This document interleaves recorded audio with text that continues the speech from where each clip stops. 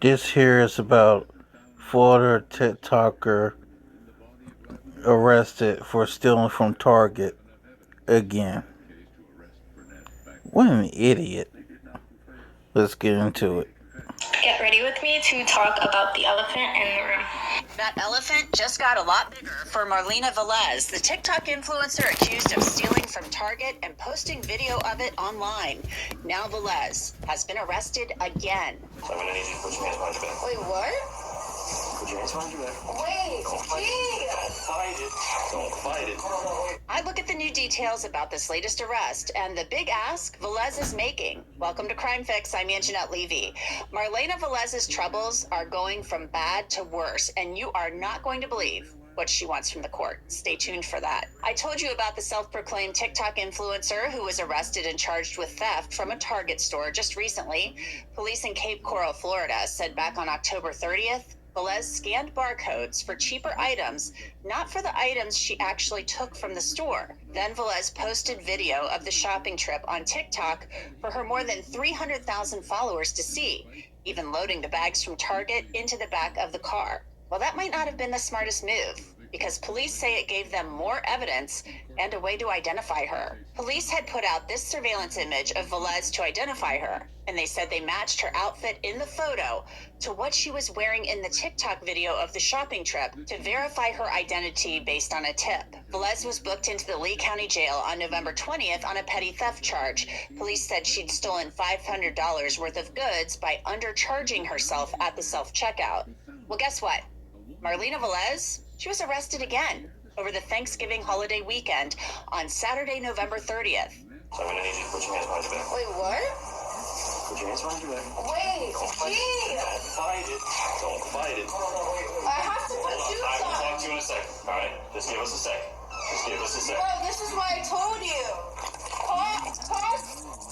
Sydney. Call my dad, call my grandma, tell me, call my lawyer now. Nothing illegal. Take a seat, go up, female officer. I'm here in a second. Sure. Hold on, stay with her. Yeah, stay with her. Cape Coral Police released surveillance footage from Target. It was from November, and it shows Velez walking into the store and then going to the self-checkout with two children and a man. The children and the man appear in her TikTok videos with her as well. The video shows Velez scanning what appears to be children's clothing at the self-checkout, but you can actually see Velez has something in her hand that she's holding underneath the clothes to scan. It's very obvious, and we can slow it down so you can see. She does it over and over again. Truthfully, she's not even that slick about it. Lisa Idiot. Greenberg is a public affairs officer with the Cape Coral Police Department. Lisa, this is deja vu all over This is again. an We're back idiot. here, same place, talking about this all over again. So talk to me a little bit about this latest arrest of Marlena Velez. So essentially, our officers were called to the Target on November 30th and were made aware by loss prevention officers that there was another theft involving the same suspect. That happened on November 20th, so just before she was arrested that first initial time. They said that she was doing the same thing where she was scanning false barcodes and ended up walking away with $225 worth of items that she didn't pay for. So it is, again, a deja vu kind of thing where we're seeing this similar crime. However, I know there was some confusion with the timeline, so this happened the day before we actually brought her into custody. Do you get the feeling that Target loss prevention might be going back through their videos and maybe looking at her Target records or what have you and seeing, hey, this lady did this once and it was $500. Now we've got her for $200 and some odd dollars. Do you think they're going through the footage and through the records and looking to see whether there's more there? I think Zaxby's milkshakes come in strawberry, chocolate, vanilla, and birthday cake. And they're served with real... that is definitely possible. I mean, by tracking the credit cards that are used and things like that, it's definitely a possibility. I think that Target has just gotten really good at making sure at the end of the day to go through that video and have their loss prevention officers really paying attention to who is at the checkout and what they're purchasing, what items are being scanned versus what items are actually being taken away, and making sure to really keep track of all of that information and all of those transactions to make sure that people aren't doing what this suspect did. In the body camera footage that you all released with your press release, she doesn't look very happy. Yeah, you can definitely tell there's a bit of an attitude there. She was certainly disappointed to be arrested again, and I think she was surprised that she was caught. Well, Lisa, I think we're going to see if we have you back a third time. We'll keep an eye on this investigation. Thank you. Absolutely. Thank you for having me. Now, after Marlena's first arrest, she posted this video on TikTok. Get ready with me to talk about the elephant in the room. As Velez Really? puts on makeup without speaking, notice what's in the Really? background. It's her booking photo from her first arrest. Below the video, where Marlena Velez appears to revel in her newfound fame, she included the following statement. While there will be a time to discuss my wrongings, now is not that moment. And it doesn't mean I don't want to speak on it or take accountability for my actions. It means everything is still being dealt with in court, so I just ask to please respect that. I also want to be clear that this doesn't define who I am and it doesn't reflect the person I strive to be. And get this, Marlena Velez, who had posted about making money on TikTok, is now asking for a public defender. That's right. She wants a free lawyer.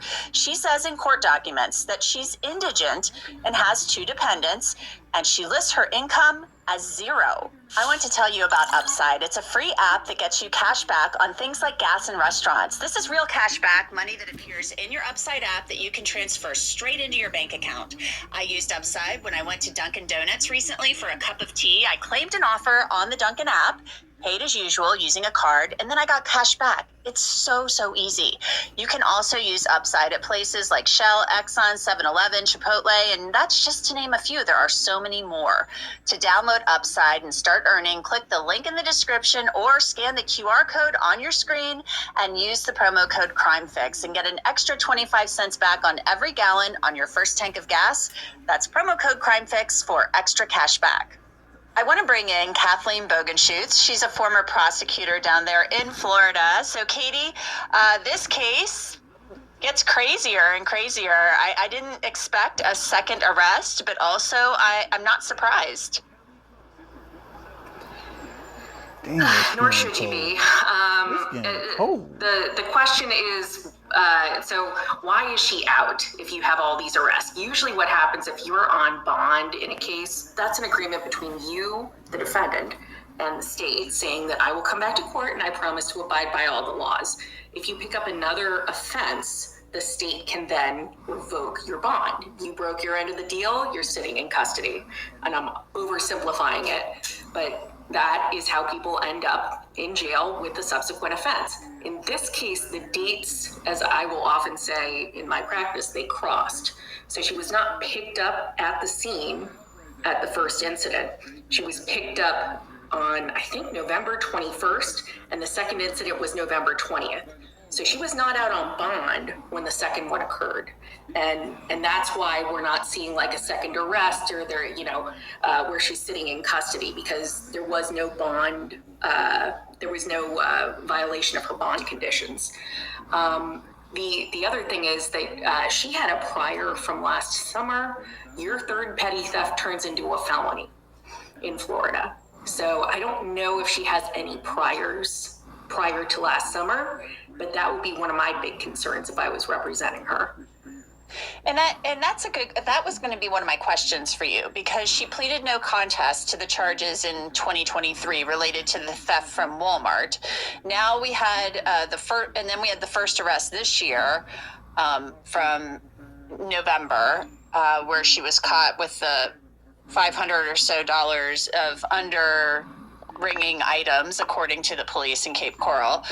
Now we've got this second arrest where, they were the loss prevention people were going through and they're like, oh, that's that woman. That's her. And they find this second incident at Target, valued at $225. So now that's 3. So can the prosecutor, the state attorney, put all 3 of those together and say, look, this is her third time doing this. Now it is a felony. Can they lump that other one that she already pleaded no contest to in with that to create a felony charge? Generally speaking, no, because at the time that you commit the offense, you need to have the 2 prior convictions or withholds of adjudication. So because these 2 happened so close in time, that didn't occur. That doesn't mean that there aren't other offenses out there, though, that we don't know about. A lot of times a petty theft will get what's called a notice to appear and won't even have an arrest. So it's basically a ticket giving you your court date, and that's within the discretion of anybody in law enforcement. The other thing is that you may be trying to, if you're the prosecutor, those amounts are very close together time-wise, and they're very close to the threshold for grand theft totally. So in 2018, over the Buying the right equipment for your shop is an important investment. Elite Metal Tools has the largest selection of industrial machinery with 2018, over the summer, the statute for petty theft in Florida changed. It used to be petty theft was anything under $300.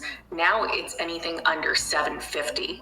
So if you were to aggregate those amounts and try to say that there was some kind of an organized scheme here to continue doing that, you could probably get it up to a felony amount.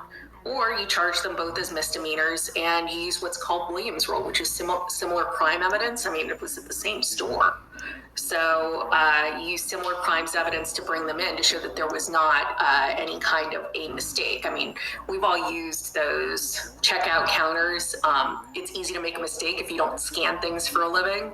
That's always going to be a defense there. But when you see somebody doing it on multiple occasions over a short period of time, that's when you can start using that as a prosecutor to say, hey, it's not like she missed this one chapstick. She missed $500 worth of stuff. Yeah, I remember, I tell this story. I forgot to scan a gallon of milk last winter, and I felt so bad about it. And I went back to Target and I paid for it. I mean, and that was like a gallon of milk. And they were like, Target has, you and I talked earlier, we're both moms, like we both shop at Target, standard. yep. You know, Target has an app that you can scan for additional money Oh, that's off. right. The red, yes, Target red circle thing. Yes. To see when else this happened, and if she's always using the self-checkout line, it is entirely possible that there's more to come. It might just take a little bit of legwork. And one of the things that prosecutors often find is that loss prevention officers at these bigger stores, Walmart, Target, Kmart, even something like Publix, they've got very good surveillance, and they're usually paid fairly well for what they do.